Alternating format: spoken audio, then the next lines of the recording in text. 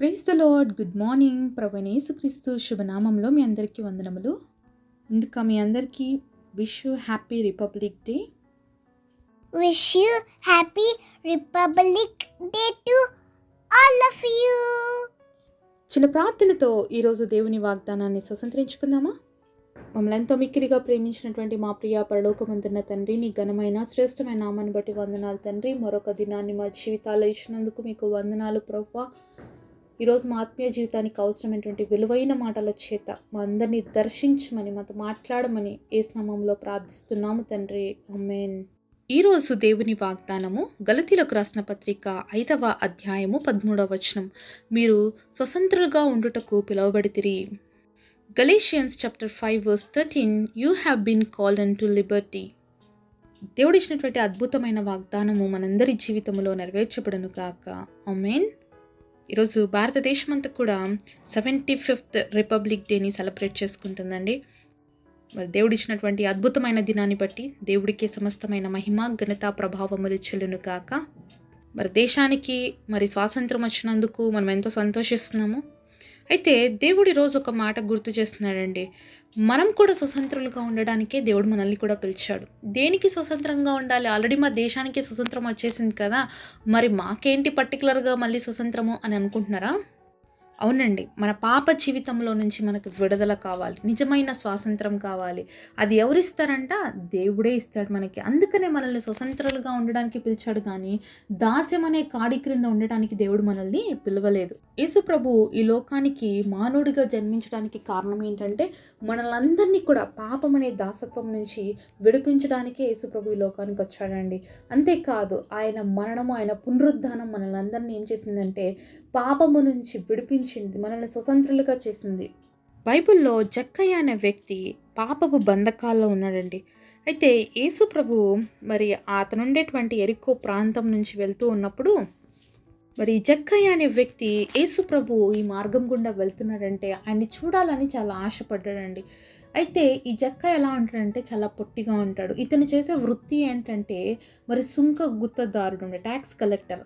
అందరి దగ్గర అన్యాయంగా డబ్బులు తీసుకుంటున్నాడు, అందరి దగ్గర అక్రమాలు చేస్తున్నాడు, మోసం చేస్తున్నాడు. మరి ఇలాంటి వ్యక్తిని ఎవరైనా ప్రేమిస్తారా? అందుకే జక్కయ్య అంటే ఎవ్వరికి ఇష్టం లేదనమాట. జక్కయ్యని చూస్తేనే పద అనేసి అక్కడ దూరం నుంచే వెళ్ళిపోతారు. ఎవరు మాట్లాడిచ్చేవాళ్ళు, ఇతరికంటూ నా అనే వాళ్ళు ఎవరు లేకుండా అయిపోయినారు. ఎందుకంటే ఇతను చేసినటువంటి తప్పులు బట్టి, ఇతను చేసినటువంటి అన్యాయాన్ని బట్టి. సో యేసు ప్రభు ఆ మార్గం గుండా వెళ్తున్నప్పుడు ఆయన చుట్టూ చాలా జన సమూహం ఉన్నారు. అందులో ఈ జక్కయ్య చాలా పొట్టిగా ఉన్నాడు కాబట్టి ఇతనికి నేను ఎలాగైనా యేసు ప్రభుని చూడాలన్న ఆశతో అక్కడ ఒక మేడి చెట్టు ఎక్కాడనమాట. మేడి చెట్టు ఎక్కి కూర్చొని చూస్తా అన్నాడు యేసయ్య ఎప్పుడొస్తాడా అనేసి. మరి మేడి చెట్టు అయితే ఎక్కి కూర్చున్నాడో జక్కయ్య, ఆ చెట్టు కింద నుంచి యేసుప్రభు పాస్ అవుతూ వెళ్తూ ఉన్నాడు. వెంటనే యేసుప్రభు తల పైకెత్తి జక్కయ్యని చూశాడండి. ఒకసారి లూకా సువార్త 19వ అధ్యాయం 5వ వచనం. యేసు ఆ చోటికి వచ్చినప్పుడు కన్నులెత్తి చూచి, జక్కయ్య త్వరగా దిగుము, నేడు నేను నీ ఇంట నుండవలసి ఉన్నదని అతనితో చెప్పగా. మరి ఇక్కడ డైరెక్ట్గా యేసు ప్రభుతో ఎన్కౌంటర్ అయ్యాడండి. జక్కయ్య కళ్ళు, యేసు ప్రభు కళ్ళు కలిసాయండి. మరి యేసయ్య పిలుస్తున్నాడు, జక్కయ్య త్వరగా దిగిరా, నేను మీ ఇంటికి వస్తాను అని. మరి ఎంత ఆనందం వేసిందో జక్కయ్యకి, ఎంత సంతోషం కలిగిందో. ఎందుకంటే యేసయ్యని చూడాలని ఎంతో ఆశతో వచ్చాడు. మరి యేసయ్యని ఒక చెట్టు మీద నుంచి చూస్తే సరిపోతుంది అనుకొని వచ్చాడు, కానీ యేసయ్య ఇప్పుడు మీ ఇంటికే వస్తానని పిలుస్తున్నప్పుడు ఎంత ఆనందంతో నింపబడ్డాడో జక్కయ్య ఆ రోజు. వెంటనే చెట్టు దిగేసి వచ్చాడు, యేసయ్యని తన ఇంటిలోకి ఆహ్వానించాడు. అంతేకాదండి, తన హృదయంలో కూడా యేసయ్యని ఆహ్వానించాడు. సరే లూకా సువార్త 19వ అధ్యాయము 7వ వచనం చూద్దాం. అందరూ అది చూచి ఈయన పాపి అయిన మనుషుని యొద్ద బస చెయ్య వెళ్ళనని చాలా సనుగుకొనిరి. ఎప్పుడైతే యేసయ్య జక్కయ్యతో చెప్పాడు, రా మీ ఇంటికి నేను వస్తానన్నప్పుడు జనసమూహంకి చాలా కోపం వచ్చింది, చాలా బాధేసింది. ఎందుకంటే జక్కయ్య చాలా చెడ్డవాడు, అందరి దగ్గర అన్యాయం చేస్తున్నాడు, అందరితో అక్రమం చేస్తున్నారు, అలాంటి వాళ్ళ ఇంటికి యేసుప్రభు వెళ్తున్నాడు అని చెప్పి అందరూ సొనుక్కోవడం స్టార్ట్ చేశారు. అయితే 8వ వచనంలో చూస్తే జక్కయ్య నిలబడి, ఇదిగో ప్రభా, నా ఆస్తిలో సగం బీదలకు ఇచ్చున్నాను.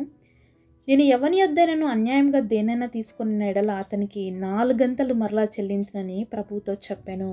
ఎంత అద్భుతమైన దేవుడు అండి. ఎప్పుడైతే యేసు ప్రభు యొక్క కళ్ళు జక్కయ్య కళ్ళుతో కలిసాయో మరి జక్కయ్య మనసు యేసయ్య మనసుతో కలిసిపోయిందండి. మరి యేసుప్రభు జక్కయ్యకి అక్కడ ఒక్క మాట చెప్పినట్లుగా కానీ, నువ్వు అన్యాయం చేస్తున్నావు, నువ్వు తప్పు చేస్తున్నావు, నువ్వు పాపం చేస్తున్నావు అని చెప్పినట్లుగా కూడా ఎక్కడ బైబిల్లో రాయబడలేదండి. కానీ ఎప్పుడైతే మరి యేసయ్యతో మరి కలుసుకున్నాడో జక్కయ్య, వెంటనే అంటున్నాడు, అయ్యా నేను అందరి దగ్గర అన్యాయంగా డబ్బులు తీసుకున్నాను ప్రభువా, నేను చాలా పాపం చేశాను, నేను చాలా అన్యాయస్తుడిని, కాబట్టి నేను తీసుకున్న నా ఆస్తిలో అంతా కూడా బీదలకి ఇస్తాను. ఎవరి దగ్గర అయితే నేను తీసుకున్నాను అన్యాయంగా వాళ్ళకి 4 గంటలుగా తిరిగి ఇచ్చేస్తాను ప్రభువా అని చెప్తున్నాడండి. యేసయ్య చూపులో ఉందండి ఎంతో ప్రేమ, ఎంతో కరుణ. ఆ చూపుకే మరి జక్కయ్య హృదయం మారిపోయిందండి. మరి ఈరోజు యేసయ్య ఆ చల్లని చూపుతో నన్ను చూస్తున్నాడండి. ఈరోజు మరి జక్కయ్య ఎంతో అన్యాయస్తుడిగా ఉన్నాడు, ఎంతో తన దేశ ప్రజల్ని దోచుకునేవాడుగా ఉన్నాడు, తన ప్రజలకి మోసం చేస్తూ ఉన్నాడు. అయితే యేసయ్యని కలుసుకున్నప్పుడు తన జీవితం ఏంటో, తన బ్రతికేంటో అర్థమైపోయింది. మరి బీద వాళ్ళకైతే తన ఆస్తిలో నుంచి భాగాన్నే ఇస్తానంటున్నాడు. అంతేకాకుండా అన్యాయంగా తీసుకున్న వాళ్ళకి 4 గంటలు ఇస్తానని చెప్తున్నాడండి. ఎంత మార్పు వచ్చిందండి జక్కయ్యలో. ఈరోజు యేసు ప్రభుని నమ్ముకున్నామని చెప్తున్న మన జీవితంలో మార్పు వచ్చిందా? దేవుడు ఈ మార్పుని కావాలని కోరుకుంటున్నాడండి. నిజంగా ఒక వ్యక్తి మారితే మరి దేశంలో ఉన్న ఎన్నో పరిస్థితులు మారుతాయండి. ఈరోజు నువ్వు దేవుని బిడ్డగా నేను లంచం తీసుకోను, నేను అన్యాయం చేయను, నేను అక్రమము చేయను అని చెప్పేసి మనం కానీ తీర్మానం చేసుకున్నాం అనుకోండి, మన దేశం బాగుపడుతుందండి. మన దేశం అభివృద్ధి చెందాలన్నా, మన దేశంలో మంచి జరగాలన్నా, మన దేశంలో మంచి పరిస్థితులు రావాలంటే మొదటిగా అన్యాయము, అక్రమము చేసేటువంటి పరిస్థితులన్నీ పోవాలి అంటే మనం దేవుని బిడ్డలుగా మన నుంచి మొదలు పెడితేనండి సమాజం మారిపోతుంది. ఏ విధంగా జక్కయ్య హృదయం మారిందోనండి మన హృదయం కూడా మారాలి.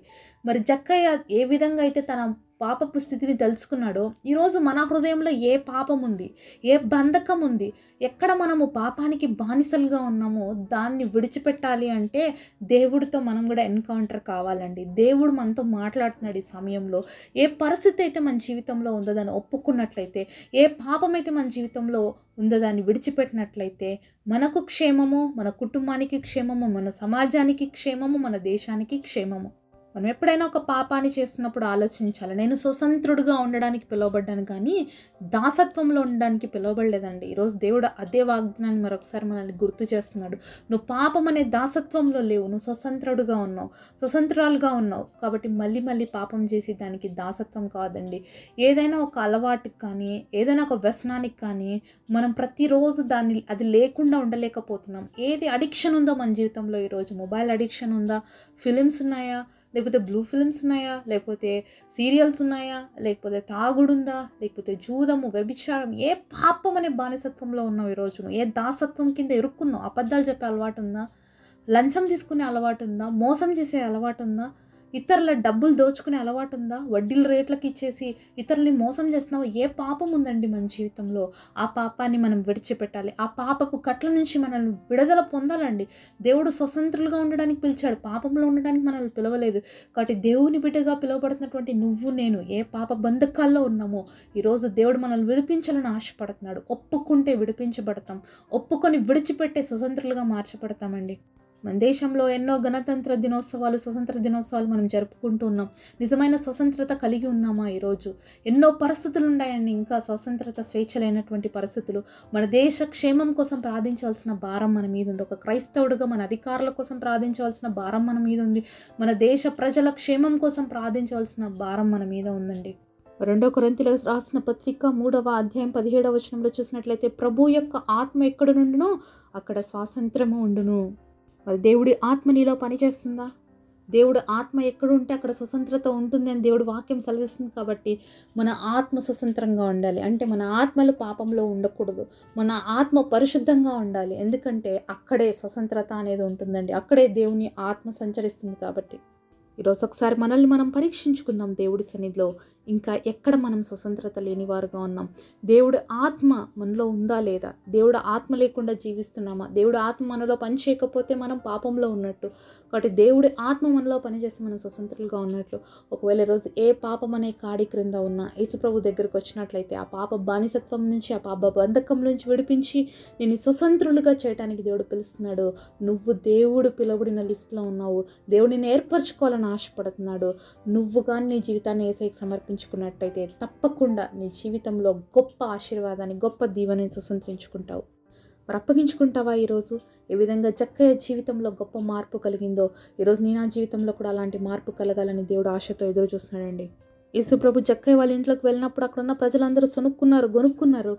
కానీ ఎప్పుడైతే జక్కయ్యలో వచ్చిన మార్పుని చూసారో అప్పుడు అందరూ కూడా యేసుప్రభుని మహిమపరిచారండి. అలాగే ఈరోజు నీ జీవితాన్ని చూసినప్పుడు అందరూ గొనిగి అబ్బా ఇంత చెడ్డవాడు, అబ్బా అలాంటిది ఇలాంటిది అని మాట్లాడుకున్న వాళ్ళు నువ్వు యేసుప్రభుని నమ్ముకున్న తర్వాత నీ జీవితం మారిపోయిన తర్వాత నిన్ను చూసి దేవుని మహిమపరుస్తున్నారా? అలాంటి జీవితం నువ్వు జీవిస్తున్నావా?